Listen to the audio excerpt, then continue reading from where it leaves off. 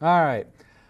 So I totally, we were talking about the eclipse, and I was going to show you pictures, and then class started. I did the clickers and got into science mode and spaced out. So here's one of my collages of pictures I took on the eclipse. So it's not, I didn't keep my camera level the whole time or equal time intervals, and that wasn't the angle it went across, but whatever. The one in the upper right was when it started, full moon, and then you can start seeing the Earth's shadow. So, if you were looking south, the moon was over here. And, the moon appears to move from east to west. But it's really because the Earth rotates west to east. Anyway, the moon looks like it's traveling through the sky that way. So that's what it did throughout the eclipse. That's opposite the way you're seeing it, because the shadow that it passed through, though, in its orbit was the Earth. It was coming into the Earth's shadow from the opposite direction. I don't know. This bothered all my other friends, so that's why I'm telling you. Anyway, you can see it there. I really like the ones in the red. The middle one there where it's all red. But next to it, you can kind of see the penumbra and the umbra. I guess I should have brought a laser pointer. Anyway, you get the idea. Will my cursor show up? Yeah. So like right here, you can see the white showing, and then you got the gray. And when this is zoomed in big, you can see it's like lighter red and really darker black red. Anyway, so it is true. I didn't doctor these pictures for the color enhancement or anything. That's like all the light being, the blue light getting scattered out of our atmosphere. Because when it's orange in the middle, red, orange there in the middle, the only light that can fall on the moon from the sun is light that went through our atmosphere and got refracted, even diffracted, because it's an edge. And the blue wavelengths got scattered more, some of the greens even, and all that lands on the surface of the moon for us to see at that point was red. And it was a lot darker during the totality part where it was red. I had to change my exposure. Well, that was the question I had, is that I was expecting it to be darker. And it was, but then the picture doesn't look good. I didn't see that part. So here and here, the moon was really bright. Like I didn't need a flashlight in the middle of the night. How long did it stay? 4 hours. Oh, the whole, the totality part was about an hour and a half. Because every time I looked, it was. But that was like at 2 in the morning. Well, I was watching it till, probably close to that. Did you nod off? I probably nodded off. So yeah, this was really bright, and this was a lot darker. So I upped the exposure, and so I tried to make similar brightnesses there, but let's see. Maybe you don't want as many phases, the progression, so I did a different one. Or, let's see if it works. My attempt of trying to align them, it wasn't perfect, but you'll get the idea. My animated GIF.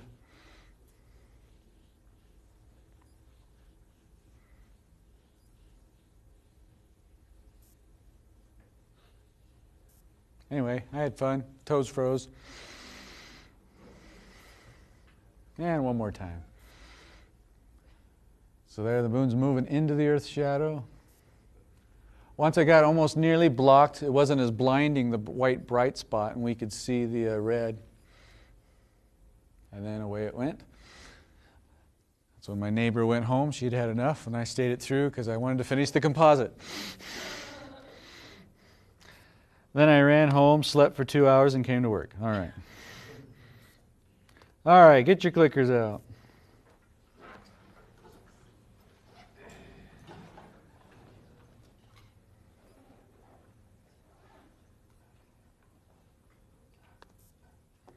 Go ahead and open it as you're pulling them out and logging in.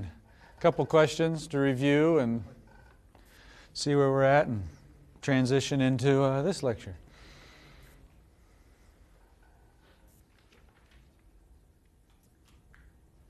So we talked about charges, and they have this electric field around them. They radiate away from positive charges towards negative charges. You'd use that test positive charge to see which way it's going for direction. But the field strength of this electric field is stronger somewhere. Where?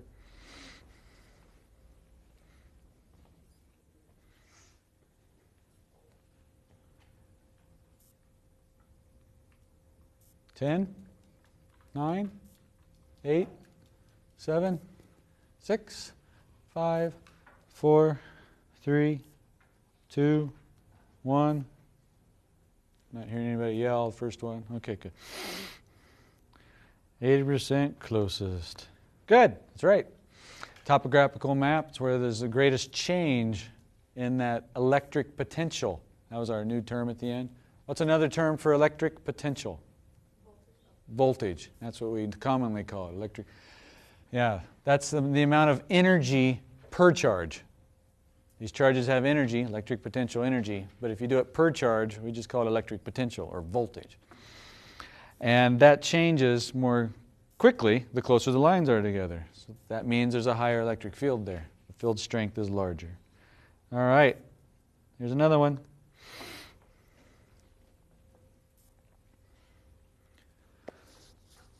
Electrons are free to move around on a conductor.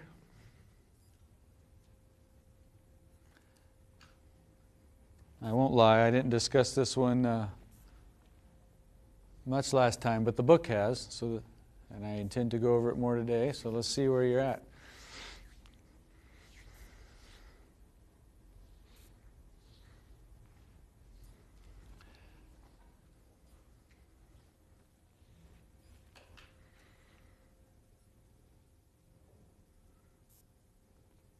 Ten, 9, 8, 7, 6, 5, 4, 3, 2, 1, 0.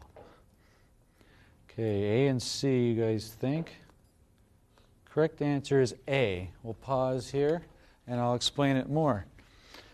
So that the electric field inside of a conductor is 0. So those of you that got it right, I'm curious, do you just guess or do you read the book? Read the book. Good for you. I know we're at the end of the semester, but I like emphasizing too. Those of you that don't take advantage of your books in your class, I think you're doing yourself a disservice. If all you do is show up in class and hope to gain everything you need to gain while you're here, and then you leave and never think about this stuff or read someone else's interpretation of it, we all have busy lives, I know, but yeah, this one's spelled out in the book well. But let me rehash it, because I didn't much last lecture. With our Graaff generator, the way it works, I didn't explain. The motor in the bottom just turns a belt. So the electricity on here isn't what was causing Lee's hair to stand up that came from the outlet. It just turns a motor, and the motor makes this belt rotate. Like that. Every time that belt comes off the roller, it's like me pulling the tape off of the roll or rubbing the rod off the hair. They separate. Charges separate. And the belt becomes negatively charged compared to the roller. And that negative charge comes up to here to the top, transfers to the dome. It's a conductor, so it can spread out. But it is a hollow dome. The electric field inside here is 0. It shields itself from the charge. There's nice diagrams in your book. Let me attempt to draw one. Right there.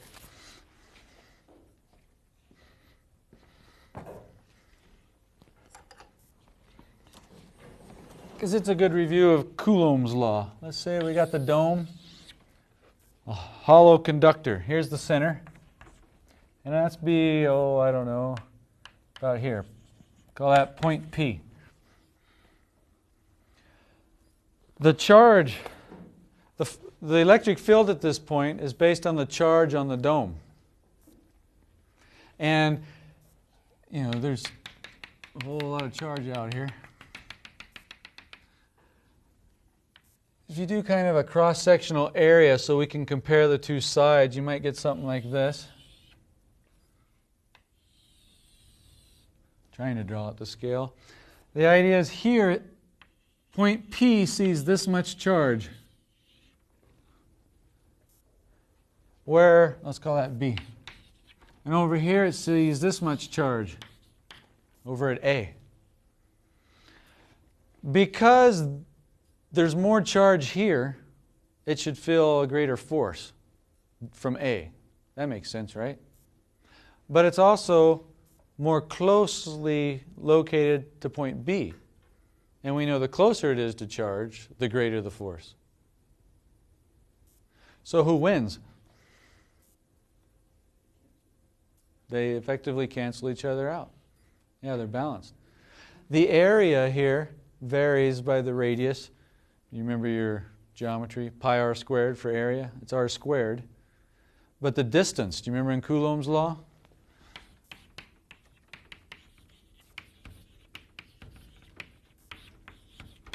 It's a squared term also.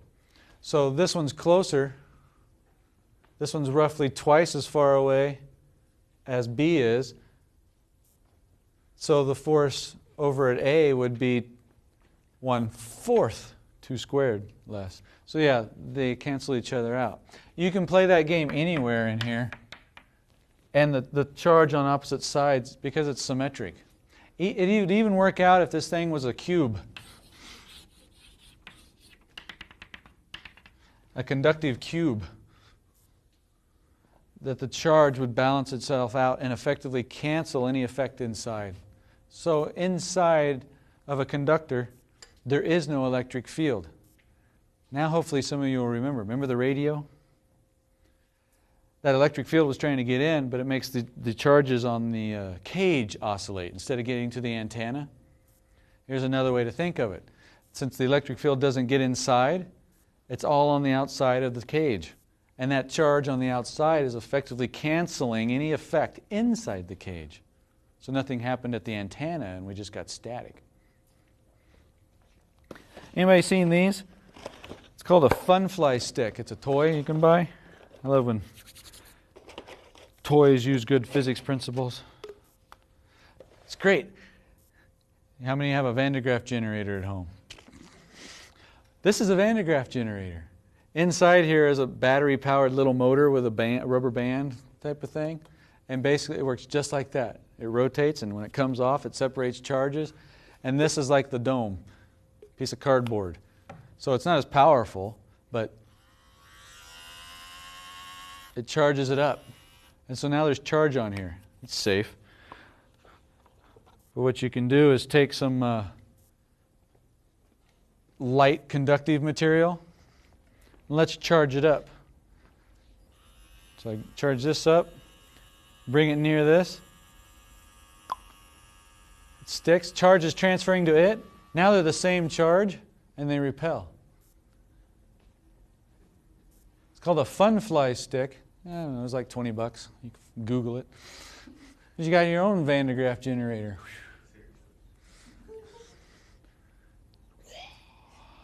Wingardium Leviosa. It's Leviosa. And now what should it do if I bring my hand near it? It'll attract. It'll polarize the charges in my hand. And it tracks. Since it's a conductor, the charge is now balanced. It's mostly neutralized. So it falls back down. Whoop! Hits the stick, charges back up, and then goes to me. So I discharge it, falls, gets more charge, same charge, repels again, attract, falls, boing! It's kind of fun.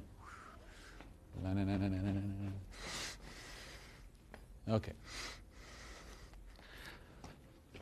Let's use this to do something other than move that around. There's little threads on this conductive mesh, and if I transfer charge to it, see how well it wants to work today. Charge will transfer to the wire mesh because it's a conductor. Some of it will get on the thread, And can you see the threads starting to repel?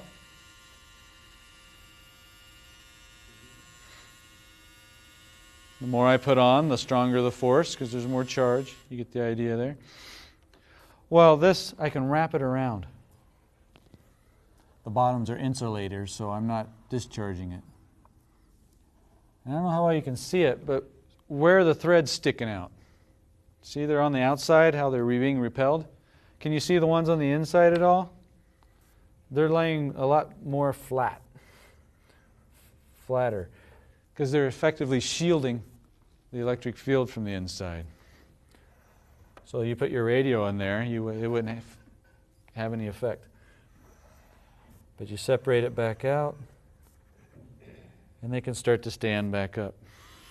Let's add some more charge.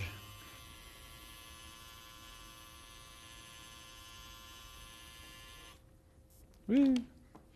And then, okay, if this were negative, it has an excess of electrons. When I touch it, where do those electrons go? Into me, and then into the ground. Yeah. What if there was a deficit of electrons? It'd be positive, right? What happens when I touch it then? I heard it. Say it louder. Yeah, it takes electrons through me from the ground. So it can go either way. It neutralizes it, discharges it, and they go back down. Anyway, good review. Now you understand electric fields inside more. Next question.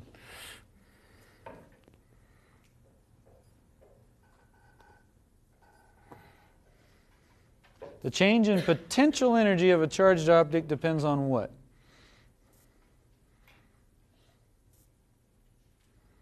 Got an object that's charged up? Because it's charged, it has some potential energy. You want to change that. That depends on what things?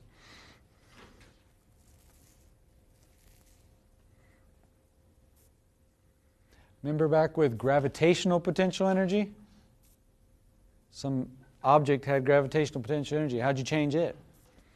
Now we have electric potential energy. How does it change?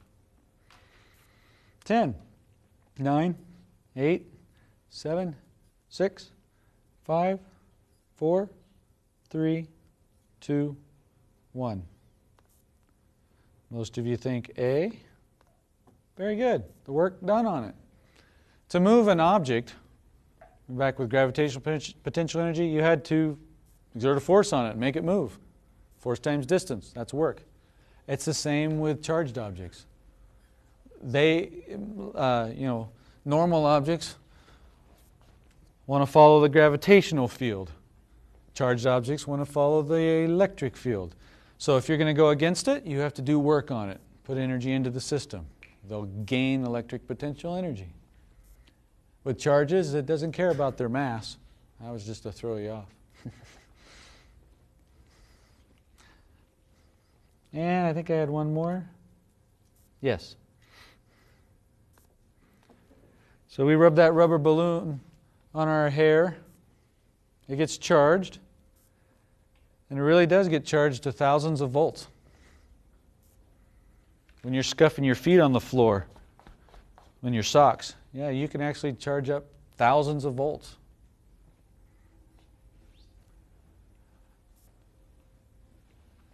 So that balloon has relatively what? A lot of charge, little charge. Potential energy, electric field. Review some of those terms, see if you're getting it.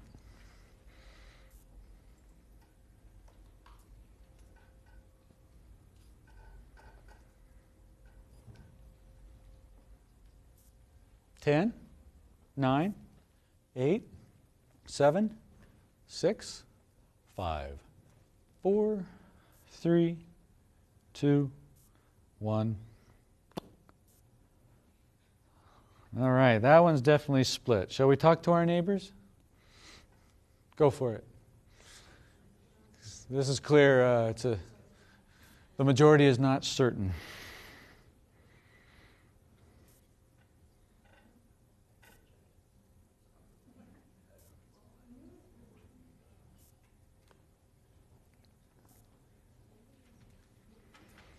My clue to you as you're discussing is volts are the unit for voltage. What is voltage? Just tell yourself or your neighbor, what is voltage? That might help your discussion. And then re-vote. We'll see what happens.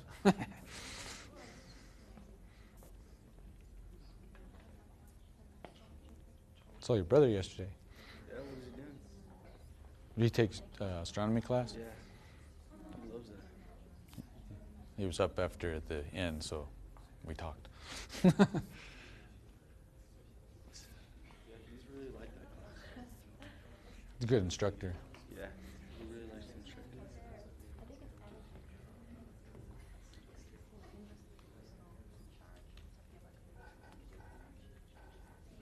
What kind of lens did you use to shoot those photos? I just had my normal camera. It was a telephoto lens, average, but it went to 300 millimeters. But I guess I have a crop factor of 1.6, so that's like 460 millimeters effectively. 10, get your votes in. 9, 8, 7, 6, 5, 4, 3, 2. We'll see if we shifted any of the thought process. Oh, more of you think C now. Well, let's see what the answer is.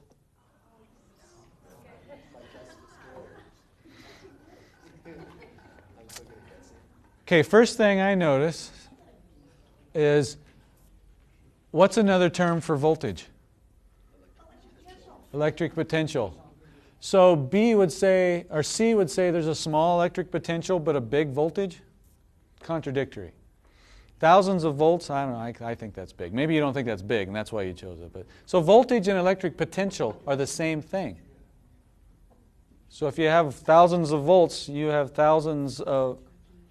you have a high voltage, you have a high electric potential. Now, what does electric potential / voltage mean? I told you already today. Charge per something per charge.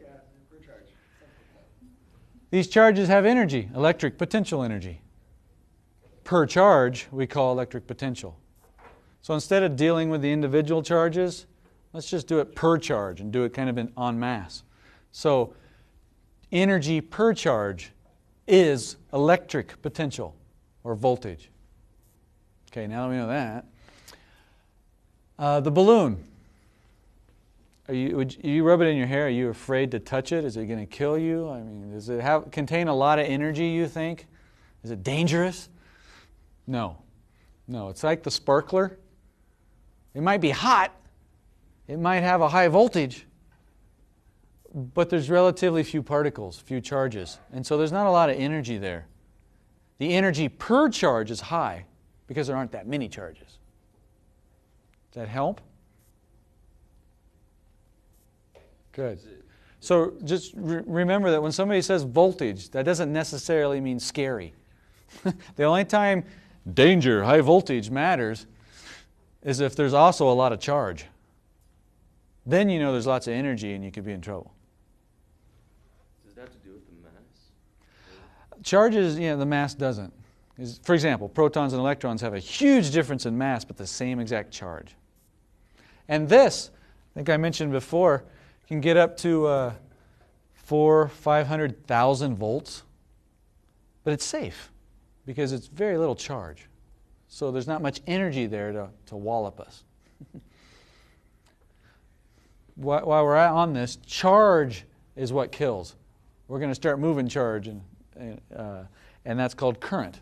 The flow of charge is current, and how much current flows through you is what would do the damage. Okay, you can put your clickers away.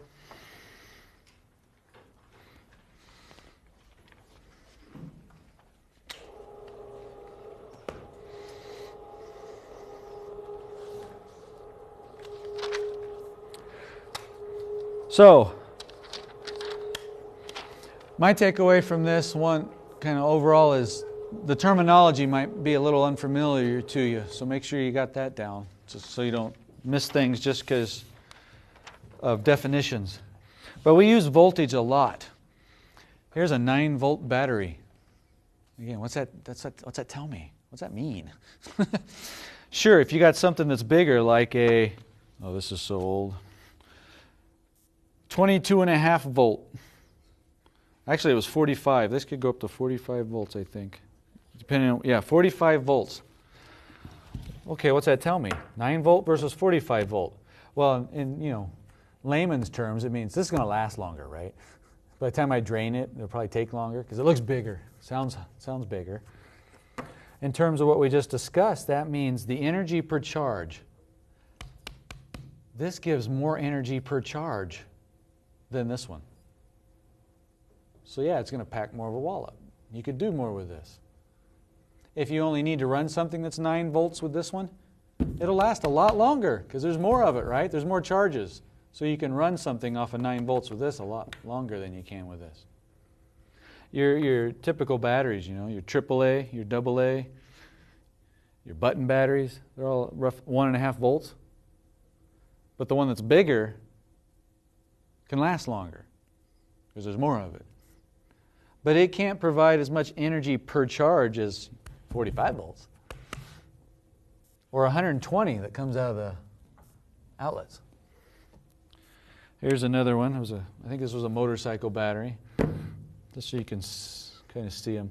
They chemically separate charges. It took energy to do that, to make the battery. Now it stores it. It's got electric potential energy because you've separated them, right? You did work to move them apart. So if we plug this in, a light bulb to this, we can get energy out because there's energy in there. Batteries store energy. But chemically, they eventually run down. And they get used up. Well, they got clever and they started making rechargeable batteries where you could hook it up to a power supply, and what's it do? It re-separates the charges chemically inside. These you can't recharge and do that. Rechargeable batteries you can. There's other cool things called capacitors. You guys heard of capacitors? They're like batteries, but they don't provide the charge themselves, but you can store charge in a capacitor and then get it back out. It's not, there's not just because of chemicals around that it just has them and it works, You have to charge one of these up in the first place. All a capacitor is an insulator sandwich. That's how I remember it. Here's 2 conductors separated by an insulator. That's a capacitor. That's it. You can put charge on this plate and you can put charge on this plate. If this one's positive, this one will be negative, and they're separated. They want to get across because opposites attract. So you plug in something here and give them a path to get from one side to the other, and you can cause current to flow, charge to flow, get a current. And it'll use up that charge. But to recharge it, or to charge it in the first place, you got to put charges on the plate. You're going to put positives on one side and negatives on another, and that takes work. Now, if you put positives on this side, let's say, and negatives on this side, what's the overall charge of the whole capacitor? 0. They're in balance. It's neutral. A capacitor is neutral. You can touch capacitors. Well, if you like this. You just provided a path for them. But they're neutral. Here's some other versions. Here's some plates. And you can change the capacitance by tuning it, changing the area between the plates. It's effectively doing this. And how much charge you can hold depends on that area. Here's some samples. Here's a bunch of papery. Well, the more area you have, and the closer you can get the plates to each other, the more energy you can store.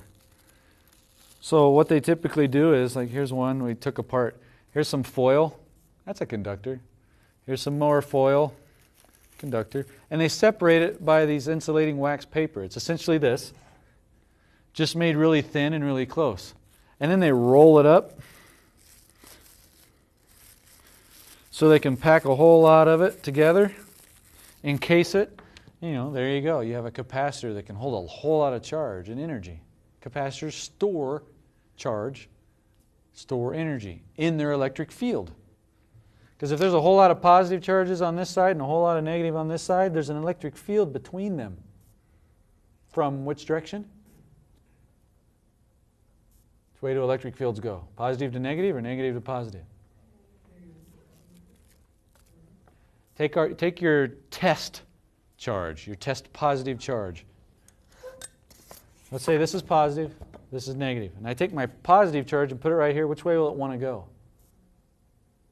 Yeah, point. Okay, most of you are pointing the right way. Yeah, this way. It'll be repelled from the positives and attracted to the negatives. So the electric field's from positive to negative. That's how you remind yourself when you forget again. So there is an electric field established in a capacitor, and that's where the energy is stored.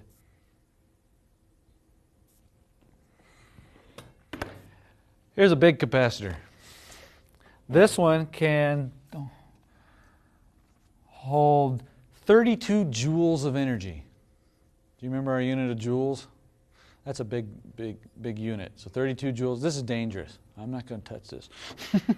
But I'm going to plug it into this power supply, turn it on, and now charge is moving into the capacitor.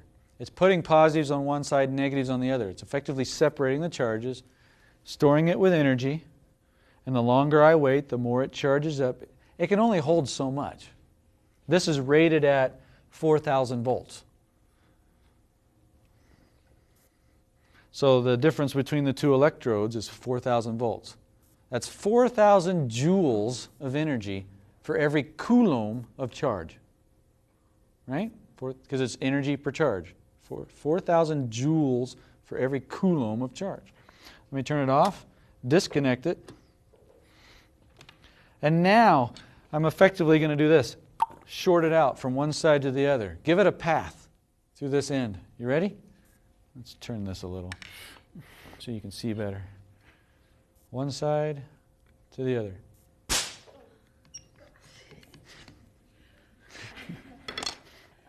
Let's do it again. That would hurt a lot. So voltage, we need to start thinking. We're starting to move charge around now. Voltage, think as a pump, a push. That separation of charge gives an electric field. That's the voltage. There's so much energy per charge, and now it's stored in there. And so if you give it a path, it's like releasing it, so it can flow downhill in the direction of the electric field. So voltage is what pushes charge around. It's like a pump with water. What's flowing is the charge or the water. That's what's moving. So let's turn it off, unplug it, do it again. Whammo. So capacitors can pack a wallop. And what I like is, oh, never mind. Forget that part. Some electrical equipment uses capacitors to charge things up. And old TVs, the kind with cathode ray tubes, had really big flyback transformers, flyback capacitors and transformers. Anyway, high capacity capacitors. That's redundant. High capacity capacitors. Calm down, Adam. Really big capacitors that were dangerous in the back of TVs. It's Friday, isn't it? And they would hold their charge until you shorted them out. So the TV's unplugged, hasn't been used in 5 years, and TV repairmen knew about this. They start messing in the back, and if they touch, and they're messing around, and all of a sudden they touch something else that's connected to this, they could feel the full brunt of something like that. And they didn't like that. So you got to be careful with capacitors. I got one here. This is a water bottle. It has aluminum foil on the outside. There's a conductor. Water on the inside and a bolt in the top so it can touch the water. It's separated by the plastic. If I connect from the outside to the inside, it's discharged, whatever was in there. Now I'm not worried. Because I'm touching the outside, one side, and the inside at the same time. I give it a path. So this is discharged. So is that. But do you see it's just an insulator sandwich? Well, let's charge it up. Let's see, I need to reach the switch. I'm going to touch here and the ground. All right, put some charge in.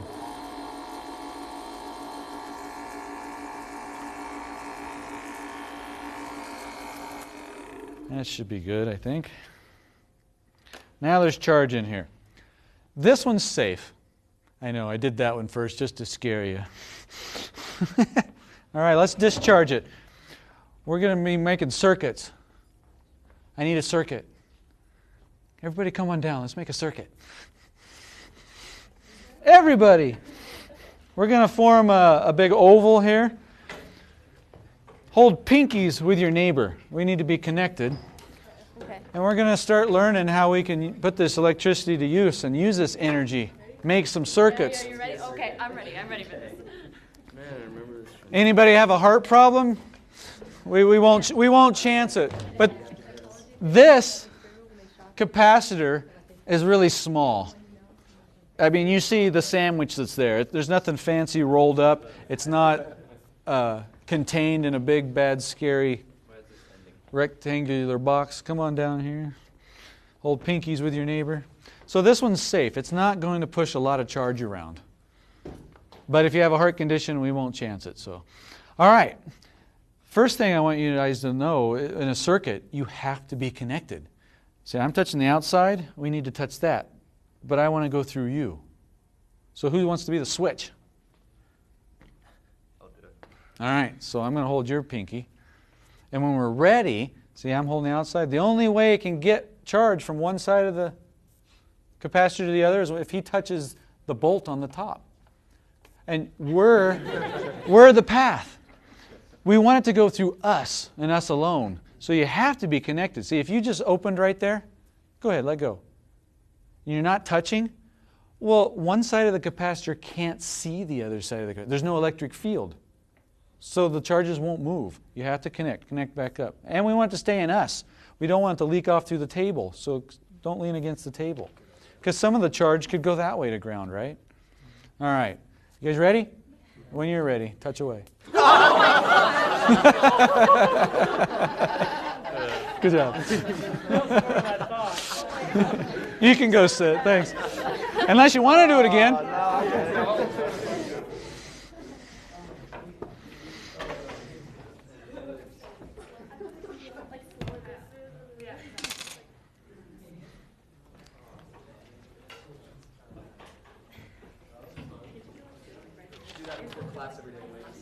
Woo! Yeah.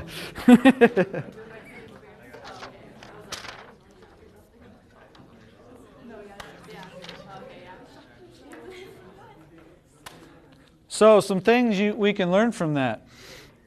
One, well, you tell me, what were some observations you didn't expect or things you just observed? We'll go from there. Really fast. Yeah. As soon as you close the switch, the electric field is established. And any charge that's in that electric field starts moving immediately. Where's the source of charges? Where was the source of charge for our circuit? What's it? Where did the charges come from that we felt move? Very good, all of us. A lot of people generally point right to this. It stores charge on the plates, yes. That's what establishes the electric field when we flip the switch. Close it. But you're full of charges, right? You're full of it. Sorry. I thought it was funny. It's a little funny. You're already the source of charge. They're already in you. They're balanced, sure. But any electrons that are free to move because you're a conductor, as soon as that electric field's established, boom, they start moving in you. So, next time you're paying your power bill, think about that. You do not pay the power company, the electric company, for charge. What are you paying them for? Energy. Yeah. And what's energy per charge? Voltage. electric potential, voltage. Yeah, you're paying them for that energy per charge, the push. You're paying them the energy to push these charges you already have. They're already in your wire. They're already in your toaster. But you need somebody to push them around. What I didn't understand from the book is it said the energy flows, but the electrons don't. Next good question. Back to speed. I can answer both these now. Energy flows, yeah, but the individual particles don't. It's kind of like a wave, if you will. Remember the wave, the disturbance can seem to travel, but the individual particles just kind of oscillate in place. It was really fast. A lot of people think as soon as you flip a switch, the electrons go around at the speed of light, right? That's why it was fast. No, the charges were already in place. You just established the electric field, gave them energy, and they start moving right where they're at. But they're actually not moving that fast. In typical situations, with batteries or what we just did, the electrons are moving maybe relatively slow, kind of like this. Even though the electric field can travel at the speed of light. So we all felt it at the same time, essentially. That was something. You all jumped together. So do the electrons move or they don't? They do move. They do move a little bit, yes. Go ahead.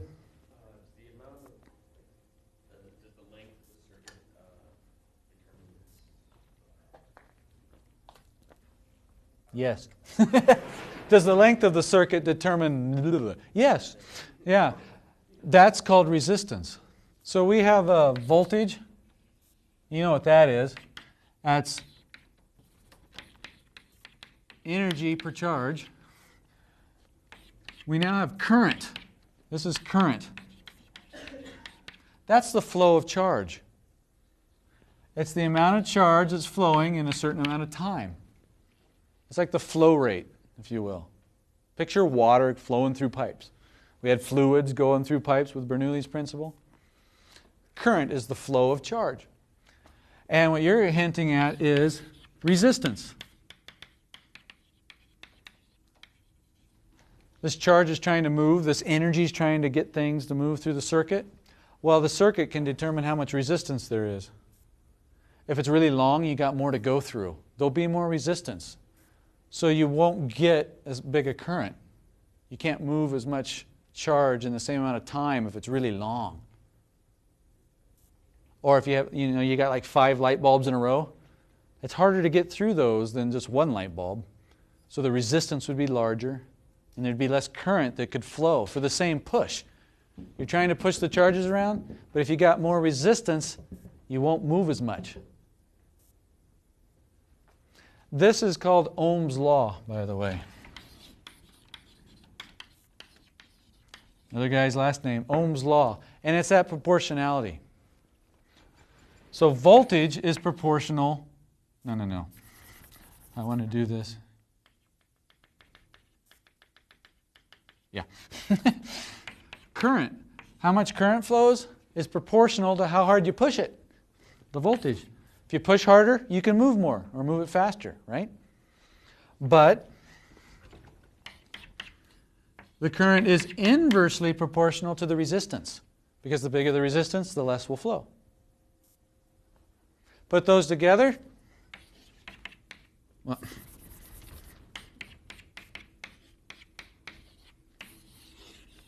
I memorized it written a different way, so I always do it.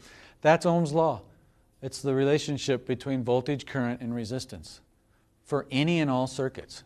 Works great. So more voltage, more current. More resistance, less current.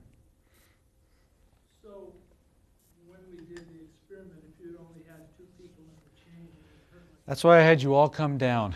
Because you know how this class is with volunteers. Yeah, if I only got 2 people, we had a certain voltage.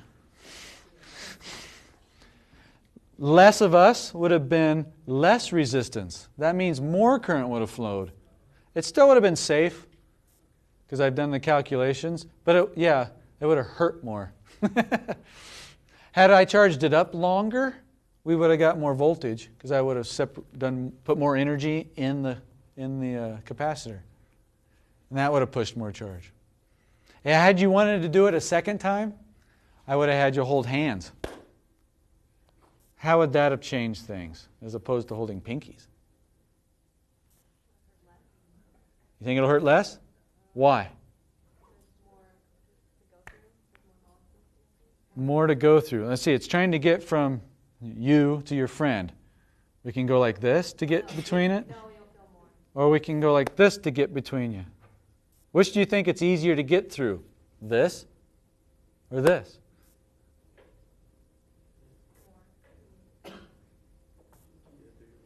You think this is easier? This is how I like to think of it. This should be harder. It's like narrowing a pipe. You're restricting the little the connection there. It's like a bottleneck, right? There's only like one path from me to you. That increases the resistance, which means less current would flow. By doing this, you give it many paths and options. It's like a really wide pipe, and you can get a lot through easier. Yeah, it's a fatter wire. Yeah, that lowers the resistance. It's easier to get across now. Do you see what I'm getting at? And that would allow more current to flow. It would have hurt even more for the same voltage.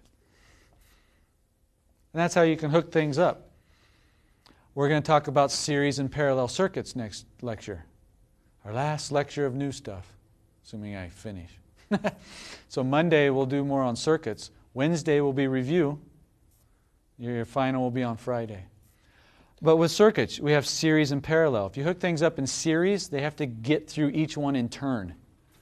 That's like adding another light bulb, making the pipe longer. That's going to increase the resistance and mean the current will drop for the same push. If you hook things up in parallel, that's where things can split and take different paths. Kind of like this. Oh, well, I can go across the pinkies, or the ring finger, or the middle finger, or the pointy finger, or the thumbs. I have options. That's hooking things up in parallel. That decreases the resistance. So you get more current flowing in a parallel circuit. We're pretty much done for today. Yeah. So there you go. Any last minute questions? The papers, so you're going to give those back Wednesday or at the final? I will get, yeah, I have every intent of getting your papers back before I don't see you anymore. Whether that's Wednesday or Friday, I don't know. I'm almost done.